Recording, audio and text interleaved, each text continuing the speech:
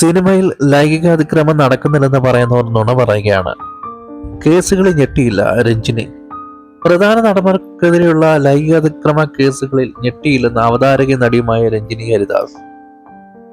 നാളെ ഇത് സംഭവിക്കാതെ ഇരിക്കണമെന്ന് ആഗ്രഹിക്കുന്നവരാണ് നമ്മളെന്നും രഞ്ജിനി പറഞ്ഞു. ഈ കഥകൾ ഇതിനു മുമ്പ് തന്നെ കേട്ടിട്ടുണ്ട്. ഈ മേഖലയിൽ ഇങ്ങനെ സംഭവിക്കുന്നില്ലെന്ന് പറയുന്നത് ശരിയല്ല. എല്ലാവരും ഇത്തരം ഗോസിപ്പുകൾ കേട്ടിട്ടുണ്ട്. അത് സത്യമാകുകയാണെന്ന് രഞ്ജിനി തുറന്നടിച്ചു. ഇന്ന് ഈ പെൺകുട്ടികൾ ധൈര്യത്തോടെ വന്ന് കാര്യങ്ങൾ തുറന്നു പറഞ്ഞതിൽ എനിക്ക് സന്തോഷമുണ്ട്. 10-20 വർഷം മുമ്പ് ഇത് തുറന്നു പറഞ്ഞ പെൺകുട്ടികളെ അഹങ്കാരികളും ധിക്കാരികളും പിഴച്ചോളും വേശ്യകളും എന്ന് വിളിച്ച ആ സമൂഹത്തിൽ തന്നെയാണ് ഇന്ന് ഈ മാറ്റം വരുന്നത്.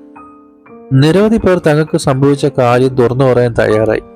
അതിലെനിക്ക് സന്തോഷമുണ്ട്. WCC ആദ്യം വിമർശിച്ചവർ ഇന്ന് അതിനൊപ്പം നിൽക്കുകയാണ്. ഇപ്പോൾ ചുറ്റും നടക്കുന്ന കാര്യങ്ങൾ കണ്ടിട്ട് ഞാൻ ഞെട്ടിയില്ല. ഇതൊക്കെ ഇന്നും ഇന്നലെയും സംഭവിച്ചിരുന്നു. നാളെ സംഭവിക്കാതിരിക്കണമെന്നാണ് ആഗ്രഹം. ഈ കഥകൾ ഞാൻ മാത്രമല്ല, സിനിമാ മേഖലയിൽ അടുത്ത് പ്രവർത്തിക്കുന്നവരും അവരുടെ ഡ്രൈവർമാരും ജോലിക്കാരും എല്ലാം കേട്ടിട്ടുണ്ടാവും. ഇവരെ കുറിച്ച് മാത്രമല്ല, എല്ലാവരെയും കുറിച്ച് കേട്ടിട്ടുണ്ട്. അതിൽ പലതും സത്യം ആവണമെന്നില്ല. ഒരു പെണ്ണ് എവിടെയുണ്ടോ ആ പെണ്ണിനെ കുറിച്ച് അവിടെയുള്ളവർ കാര്യങ്ങൾ പറഞ്ഞുണ്ടാക്കും. സിനിമയിൽ ലൈംഗികാതിക്രമം നടക്കുന്നില്ലെന്ന് പറയുന്നവർ നുണ പറയുകയാണ്. സിനിമാ മേഖലയിൽ അധികം അടുത്ത് നിൽക്കാത്ത ഞാൻ തന്നെ ഇതിനെക്കുറിച്ച് കേട്ടിട്ടുണ്ട്. എനിക്ക് വരെ ചില മോശം അനുഭവങ്ങൾ ഉണ്ടായിട്ടുണ്ടെന്ന് താരം വ്യക്തമാക്കി.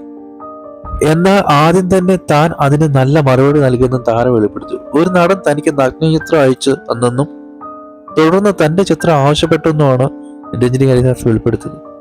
ഒരു ചാനലിന് നൽകിയ അഭിമുഖത്തിലായിരുന്നു താരത്തിന്റെ വെളിപ്പെടുത്തൽ. എനിക്ക് ഷർട്ടില്ലാത്ത ഫോട്ടോ അയച്ച ഒരു നടനുണ്ട്.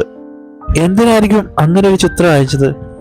എന്നിട്ട് എന്നോട് പറയുക എന്റെ ഫോട്ടോ അയക്കാൻ. പക്ഷെ അപ്പോൾ തന്നെ അതിന് നല്ല മറുപടി ഞാൻ കൊടുത്തു.